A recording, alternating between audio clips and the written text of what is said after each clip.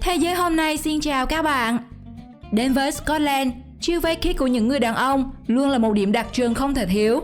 Tuy nhiên không chỉ vậy, nó còn nổi tiếng với sự mênh mông của xứ sở cao nguyên, sự hùng vĩ của hàng tá những lâu đài cổ xưa. Những lâu đài có giá hàng triệu đô mà giới siêu giàu đang săn đón. Tuy nhiên, đất nước nào cũng sẽ có những điều bí ẩn của riêng mình. Tại Scotland, có một cây cầu mà chẳng một người nuôi chó nào muốn đặt chân đến, để rồi khóc thương khi thú cưng của mình về cõi vĩnh hằng. Hay những thủ tục kỳ dị trong đám cưới khiến các cặp cô dâu chú rể khóc thét. Còn điều gì bí ẩn về Scotland đang chờ bạn? Hãy cùng thế giới hôm nay khám phá 15 điều điên rồ mà Scotland khiến thế giới sóng lạnh nhé. 15. Đàn ông mặc váy. Trải qua hàng trăm năm, chiếc váy kilt của những người đàn ông Scotland vẫn là một biểu tượng không thể xóa nhòa. Những chiếc kilt đầu tiên đã được làm ra bằng len từ lông cừu. Lúc này chiếc váy không chỉ là quần áo mà còn có vai trò như chiếc chăn giữ ấm. Sau này, chiếc váy này đã trở thành một bộ quân phục đặc trưng của quân đội nước này.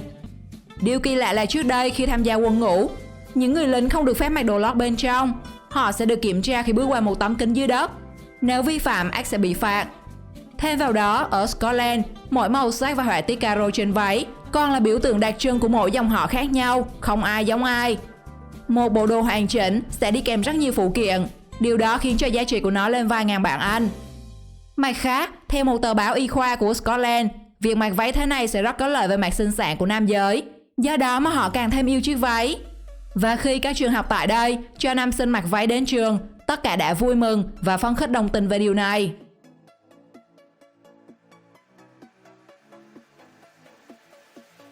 14. Cầu Overton. Nằm ở phía tây Dunbartonshire, Scotland, từ những năm 1895, cầu Overton là nỗi sợ hãi của những người nuôi chó khi đến đây. Nguyên nhân đến từ việc những con chó cứ đi qua đây lại cứ kết liễu đời mình, và số lượng đến nay đã lên đến hàng nghìn con. Dù không ai sai khiến, những chú chó cứ lần lượt nhảy cầu. Thậm chí dù đã may mắn sống sót, thế nhưng chúng vẫn cứ lao mình từ độ cao 15 mét mà không hề sợ hãi. Nhiều nhà khoa học cho rằng mùi hương của những con vật dưới cầu đã kích thích chúng nhảy xuống. Tuy nhiên nguyên nhân thực sự thì vẫn chưa được tìm ra.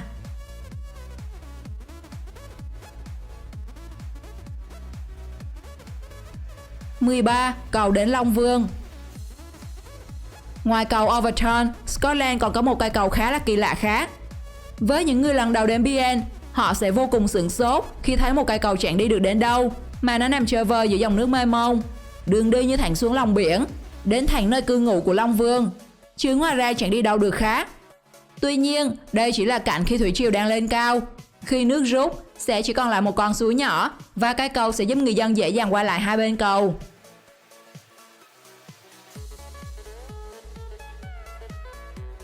12. Đổ nước bẩn vào cô dâu chú rể. Trong ngày đám cưới của mình, ắt hẳn các cô dâu chú rể luôn muốn mình trở nên xinh đẹp, lung linh trước mắt mọi người. Tuy nhiên đến với Scotland, dường như ý nghĩ đó sẽ bị dập tắt ngay lập tức. Bởi lẽ trong ngày cử hành hôn lễ, cô dâu chú rể sẽ bị những người xung quanh hất đổ nước bẩn vào người. Không chỉ vậy, bột mì, lông chim, sữa quá hạn, tất cả mọi thứ đều có thể đổ lên người cặp đôi này. Họ thậm chí còn có thể bị trói vào cây để thực hiện thủ tục. Những người dân nơi đây cho rằng điều này sẽ giúp họ trừ tà, xua đuổi mọi điều xui rủi, đồng thời nhắc nhở về cuộc sống hôn nhân đầy khó khăn sắp tới. Ai nương tay thì còn đỡ, chứ nhiệt tình như cặp đôi này thì có vẻ tốn hơi nhiều xà bông đây. 11. Haggis. Dù không có ngoại hình bắt mắt, nhưng món ăn này được xem như quốc hồn quốc túy của nền ẩm thực Scotland. Haggis là một trong những món ăn cổ xưa của Scotland. Nó lâu đời đến mức chẳng ai còn nhớ chính xác món ăn ra đời thế nào. Để làm nên món ăn này, người đầu bếp sẽ sử dụng tim, gan, phổi của cừu băm nhỏ, trộn cùng hành tây, yến mạch và các loại gia vị truyền thống. Sau đó nhồi hết vào dạ dày và đem đi luộc. Món ăn thường được dùng chung với khoai tây nghiền. Vị béo béo đến từ nguyên liệu sẽ khiến nhiều thực khách siêu lòng. Dù là món ăn truyền thống, nhưng không phải bạn có thể ăn nó mọi nơi. Haggis chỉ được làm vào những dịp đặc biệt, trọng đại hoặc đãi tiệc cho những vị khách quý. Do đó hãy trân trọng nếu một người Scotland mời bạn món này nhé. 10. Những lâu đài. Bên cạnh thiên nhiên hùng vĩ, Scotland còn thu hút hàng triệu du khách mỗi năm bởi số lượng những tòa thành cổ. Những lâu đài này như bước ra từ trong các câu chuyện cổ tích. Nó uy nghiêm, tráng lệ, nằm sừng sững bên những vách núi treo leo. Nó ghi đậm dấu ấn thời kỳ hoàng kim của những vị vua, bá tước ngày xưa. Một trong những tòa lâu đài được ghé thăm nhiều nhất có lẽ là Edinburgh, nơi lưu giữ những tàn tích của hoàng gia Scotland. Ngày nay, mặc cho giá cả của một tòa lâu đài vô cùng đắt đỏ, nhưng những người trong giới siêu giàu vẫn muốn sở hữu cho mình một căn. Chi phí có khi lên đến hàng trăm triệu đô. Như tòa lâu đài Brechin ở Angus có giá lên đến 3 triệu đô, tương đương 69 tỷ đồng. Bỏ lại những sự hào nhoáng, phù phiếm, những tòa lâu đài của Scotland không chỉ đẹp mà nó còn ẩn chứa rất nhiều câu chuyện rùng rợn, ma mị nhất. Như những bóng ma luôn lấp ló mỗi khi đêm về. Ở tòa lâu đài Stirling luôn xuất hiện bóng dáng của một người phụ nữ ma mị, quyến rũ đàn ông. Nhiều người kể lại đã đứng lặng thinh bởi nụ hôn hư hư ảo ảo của ma nữ. Và hàng ngàn câu chuyện về những người chết oan trong lâu đài.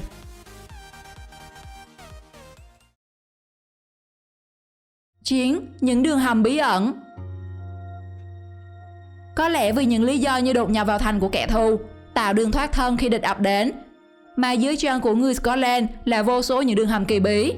Ở chân cầu Edinburgh có một đường hầm là nơi trú ngụ của các tay trộm cướp đã bị san lấp bởi chính quyền, nhưng không lâu sau đó người ta lại phát hiện ra một nhánh khác của nó và biến nơi đây thành một điểm du lịch lý tưởng.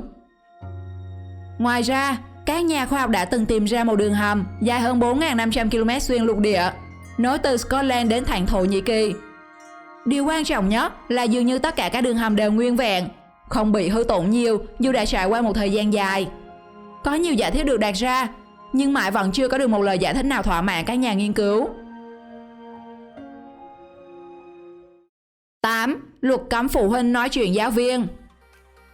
Nghe thì kỳ lạ, bởi từ trước đến nay, giáo viên và phụ huynh luôn kết nối để theo dõi quá trình học tập của con em. Thế nhưng giờ lại cấm là vì điều gì? Tại trường St. Wood ở Scotland, khi nhìn thấy nhiều vị phụ huynh có những phát ngôn, hành động lăng mạ giáo viên, gây căng thẳng chỉ vì họ đã phạt con em của mình, vị hiệu trưởng của trường đã ra một quyết định lạ lùng nhất trong lịch sử. Đó là cấm phụ huynh tiếp xúc và nói chuyện với giáo viên. Thậm chí với những phụ huynh bất đồng, cư xử lỗ mãng, trường thậm chí cấm họ không được đặt chân vào sân trường. Nếu biện pháp này được áp dụng tại Việt Nam, có khi chúng ta sẽ thoát khỏi lần họp phụ huynh đấy nhỉ? 7. Đàn chim sáo. Camera đã từng ghi lại một khoảnh khắc cực kỳ đáng sợ. Đó là hàng triệu con chim sáo đá đang lượn quanh cả một vùng trời. Nó như một cảnh tượng chỉ xuất hiện trong các bộ phim khoa học viễn tưởng. Đôi khi bay trên trời, chúng cũng sẽ gặp những loài khác như vịt trời chẳng hạn.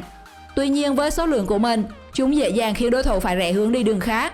Mặc dù biết loài chim này thường sống bầy đàn, nhưng bay thế này thì đôi khi lại có cảm giác rợn người. Đó là chưa kể, khi bay đã thấm mệt, những con chim thường lựa chọn những đường dây điện để dừng chân. Điều này dẫn đến tình trạng mất điện liên tục trên một vùng, khiến các nhà chức trách đau đầu tìm cách giải quyết.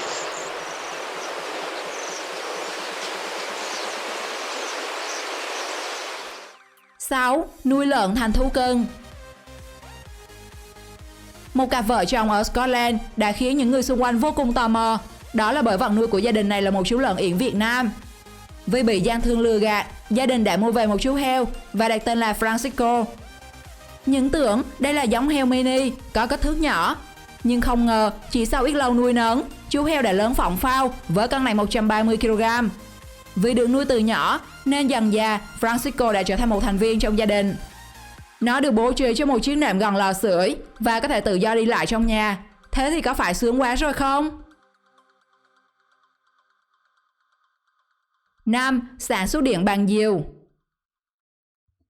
Thông thường, để tích trữ năng lượng từ gió, chúng ta sẽ sử dụng những cánh quạt gió để chuyển hóa thành điện. Thế nhưng ở Scotland, người ta lại có sáng kiến dùng diều để tích trữ năng lượng. Những con diều được gắn những động cơ để giúp chúng có thể thu năng lượng từ trên cao.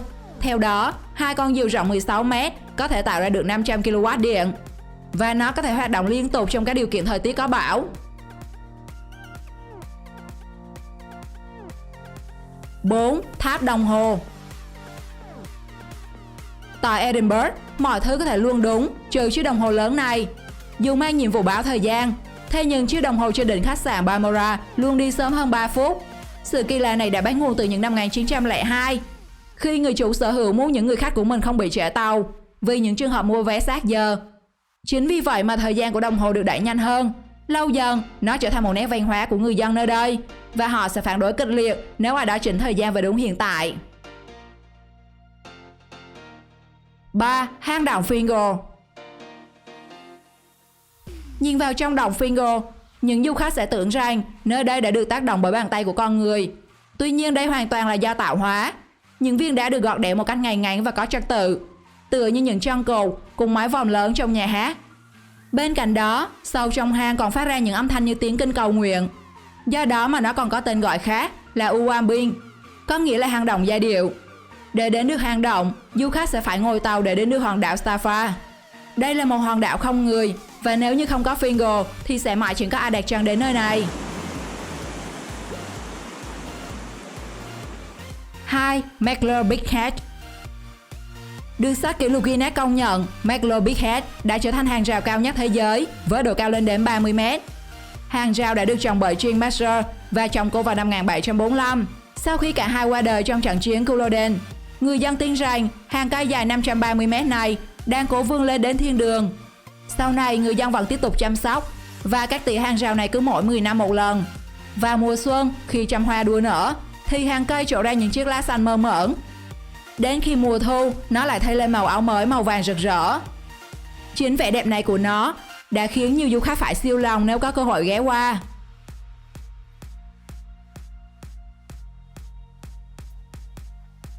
Một. Quái vật hồ Loch Ness.